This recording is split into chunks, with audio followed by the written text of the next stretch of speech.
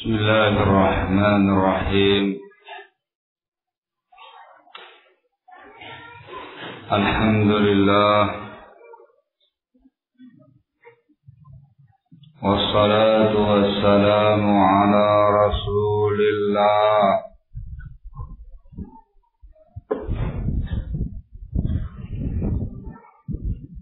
Wa ala alihi wa sahbihi wa mawalah. Amma ba'du. Qanahidina azakumullah. Telah dijelaskan pada majelis yang pertama prinsip asal di dalam beramal, yaitu kembali kepada bimbingan syariat, bimbingan Al-Quran, Sunnah dengan pemahaman salaful ummah,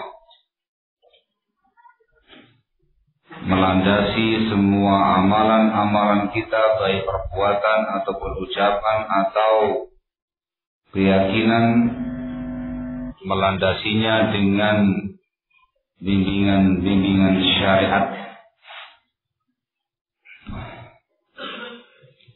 Juga telah dijelaskan bahwasanya di antara sebab munculnya berbagai macam ragam bid'ah dan kesyirikan ialah ittiba'ul 'adah, mengikuti adat istiadat setempat dengan tanpa memperhatikan syariat yang ada. Di sisi yang lain, Islam memberdayakan adat masyarakat. Kesimpulannya ialah adat tersebut tidak bertentangan dengan syariat, atau adat tersebut memang ada nasnya yang membuatnya muktabar, atau tidak ada nasnya tetapi adat tersebut tidak meluputkan sebuah kemaslahatan, tidak pula mendatangkan sebuah kemaslahatan. Maka dari sini, seperti yang diterangkan tadi, sikap kita dalam perkara ibadah adalah tauqif.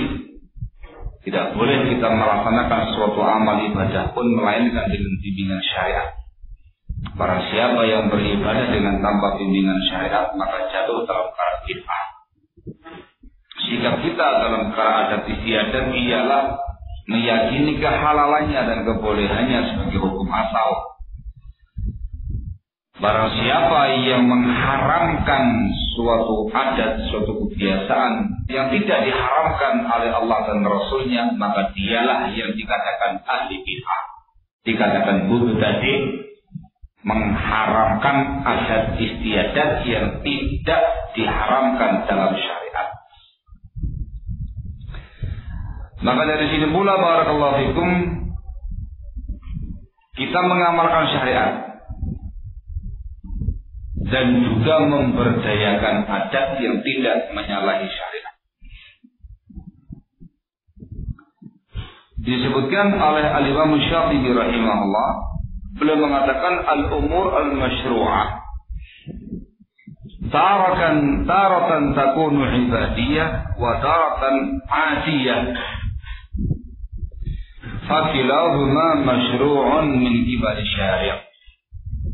Perkara yang disyariatkan ada kalanya ibadah, ada kalanya adat. Dua-duanya disyariatkan dari sisi syari', disyariatkan dari Allah Subhanahu wa taala dan juga Rasulnya alaihi salatu wassalam. Nah, maka kita berdayakan semuanya sesuai dengan ketentuan syariat. Kita ibadah sesuai dengan bimbingan syariat. Kita laksanakan adat istiadat selama tidak melanggar syariat. Kemudian barakallahu fikum, dari sini pula kita bisa mengklasifikasi umat manusia menjadi beberapa tipe terkait dengan adat dan syariat.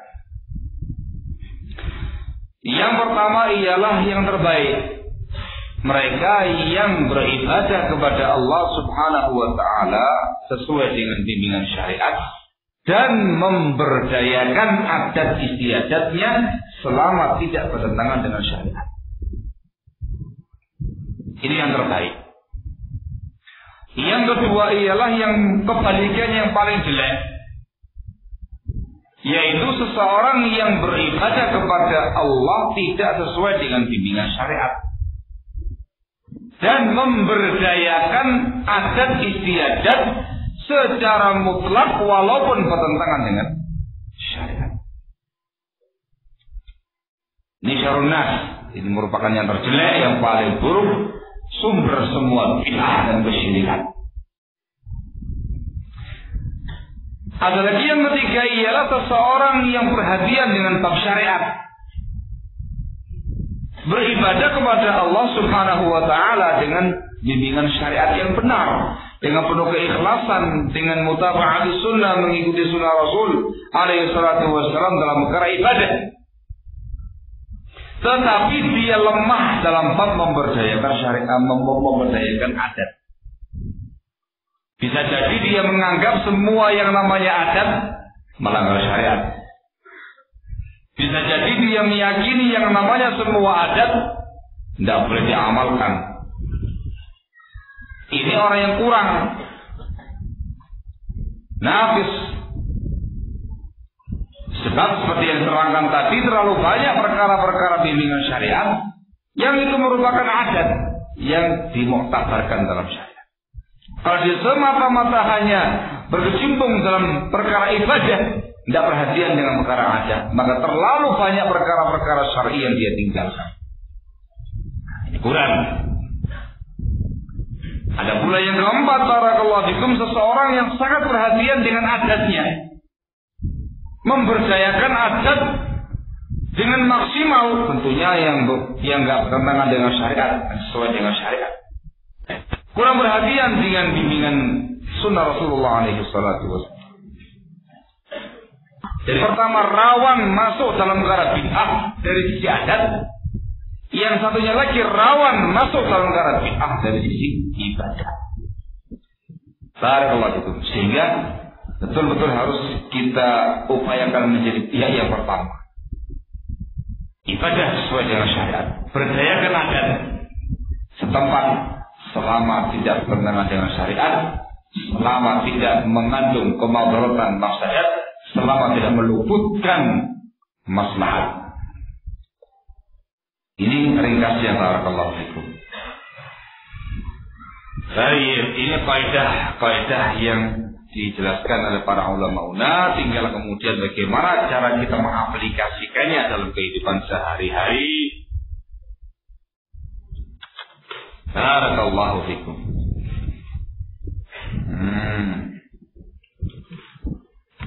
Saya mau tanya,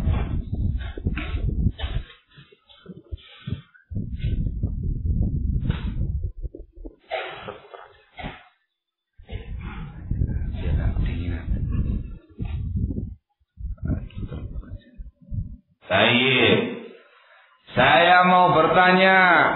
Siapa yang mau saya tanya ini? Yang masih muda yang belum nikah, angkat tangan. Ayo, antum. Saya Pak. Beredar di masyarakat kita kebiasaan masyarakat kita dalam urusan makan. Dalam urusan makan mendahulukan yang tua. Nah gitu ya. Kalau makan bersama ada bapak, ada ibu, ada anak dan segala macam. Apa adatnya? Apa adatnya? Mendahulukan bapak, ibu, saudara tua, saudara setelahnya, terakhir yang paling muda. Itu adat yang sah atau tidak sah? Kenapa kok dikatakan sah? Dalilnya mana?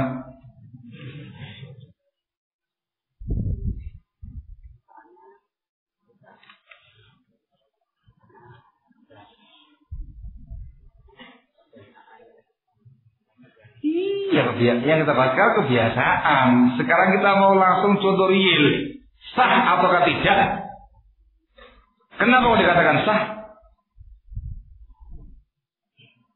Dalilnya mana? Dalilnya mana? Loh, ada loh sebagian dia mengatakan kurang dalilnya Ustaz, terserah yang mau makan duluan siapa? Kadung lapar, wong tua suwe Ustaz. Allah dari sih.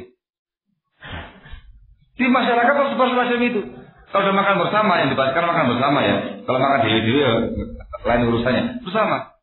Satu meja atau di bawah gitu.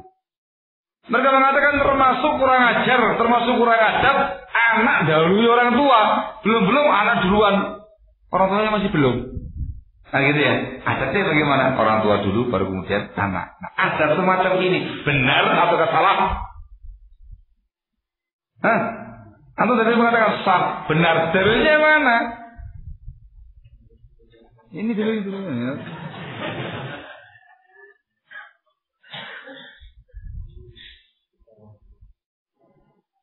Sudah Pak, sudah biasa gitu Ustaz. Kebiasaan itu bukan sebagai dalil. Yang namanya dalil kalau kita sunnah dengan pemahaman salaful ummah, kan gitu. Kau mengatakan sah. Sebelahnya lagi sah benar. Kenapa kok sah? Yang pertama dalam melanggar syariat.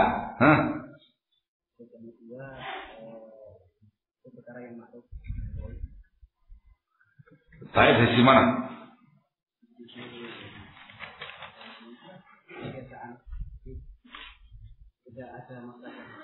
Ya, muterai satu tadi harus sebutkan tidak ada pelanggaran syariatnya. Sudah satu ini, yang lain.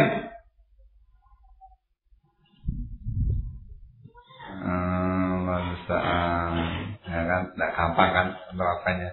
Jadi harus ada orang tua yang harus menjawab pertanyaan seperti ini. Ngajari kalian. Gimana Bapak? Iya, dikatakan itu adat yang benar. Yang pertama, tidak bertentangan dengan syariat. Yang kedua, menghormati yang lebih tua. Masya Allah. Ada lagi Pak? Sebentar kita coba. Ada lagi yang lain Pak? Ya kan sebagai orang tua kan mestinya lebih menghayati. Gitu ya. Tidak ada pelanggaran syariat. Yang kedua, itu termasuk ihtiram, penghormatan kepada yang tua. Dikarenakan sama orang tua, termasuk birrul walidain, termasuk berbakti kepada orang tua. Jadi itu ada keumuman hadisnya. Ketika Rasul mengatakan kabir, dulukan yang tua. Barakallahu fikum. Dan juga terkait dengan keumuman ayat dan hadis yang membenarkan kita untuk berbakti kepada kedua orang tua. Sehingga kalau di tempat antum ada adat yang semacam itu, ya dijalani. Jangan mengatakan dalil bis, kono ayate, kono hadite, adat mana. Bid'ah itu. Loh, yang mengatakan bid'ah itulah yang dikatakan sekali kita. Barakallahu fikum. Jadi paham ya? Mudeng iki. Paham ini? Saya mau tanya lagi.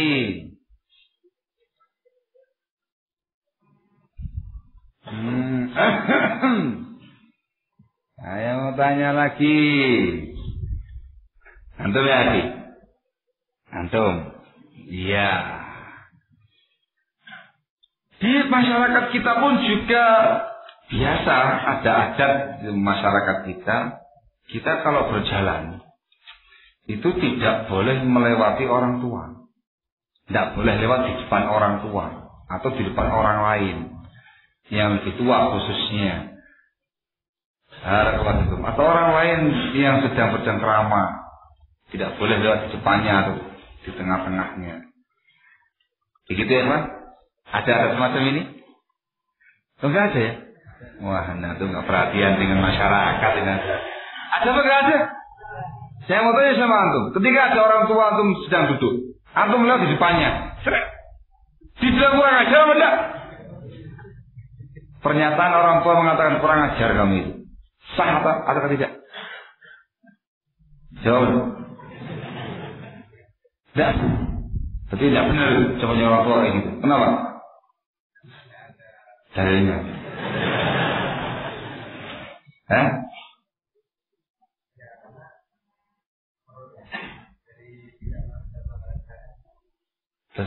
Itu ucapan orang tua yang mengatakan tentang anaknya yang lewat di depan orang tuanya lagi duduk dikatakan kamu ini kurang ajar, kurang adab dan segala macamnya. Ucapan orang tua itu benar atau salah? Jangan menyalahkan orang tua ya. Alasannya contoh penghormatan tidak harus seperti itu. Yang kedua tidak ada dalilnya.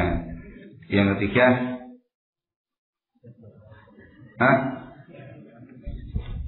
biasa kayak gitu. Allah Ustaz. Iya betul, bentuk penghormatan tidak harus seperti itu. Banyak bentuk penghormatannya. Satunya adalah ini, gitu.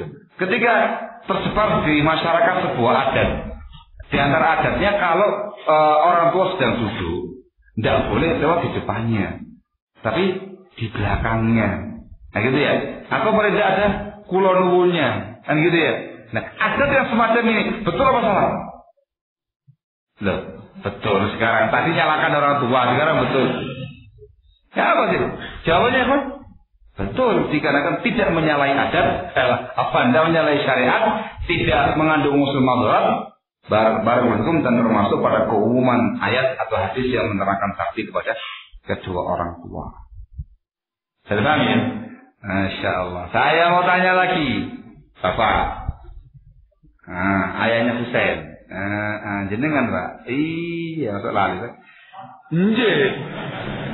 Nah, sekarang kalau ada seorang anak dalam rangka untuk melaksanakan adat, lewat di depan orang tuanya kulonwun, tapi sambil nunduk-nunduk gini. Nah gitu ya. Itu adatnya orang Jawa bukan? Nunduk. Gimana Pak gitu. Gimana? Saya buka. Saya Pak sambil nundukkan kepala gini, nunduk gini. Katanya orang tua kalau kamu lewat walaupun kulonwun tapi dengan tegak begini itu kurang ajar.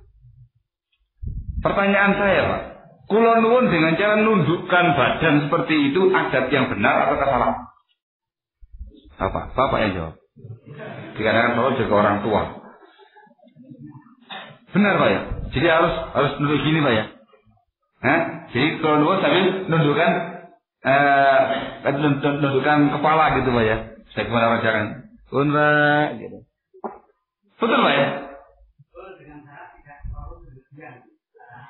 Gimana berlebihannya itu Pak?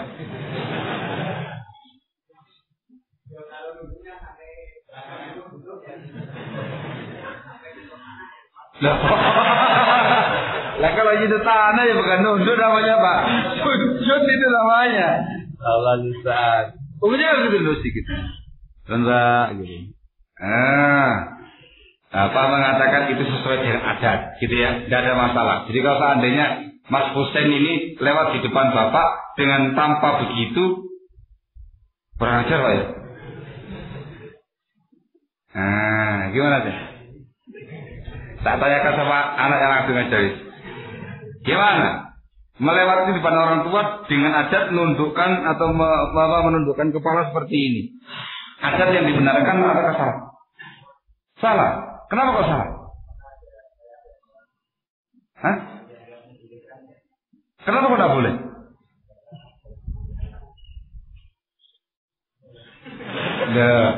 Bapak ambil anak sisi pendapat.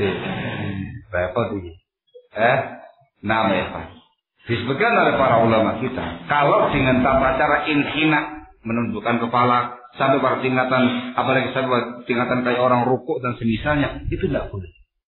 Itu hanya khusus untuk Allah Subhanahu wa Ta'ala semata. Kalau rukuknya, kalau inhinanya tasyabbuh dengan orang-orang aja. Yang semacam itu adat yang disalahkan. Kulonwun, tapi tidak boleh melanggar syariat. Kulonwun, tapi tidak usah menggunakan bukan dengan cara nundukkan kepala yang seperti ini. Jangan Pak. Dia ada sedikit tata keramanya, tapi tidak berlebihan. Jadi kalau Mas Husain lewat di depan Bapak kulonwun nggak pakai nunduk, jangan dimarahi Pak. Yang marah itu malah yang salah. Barakallahu fikum.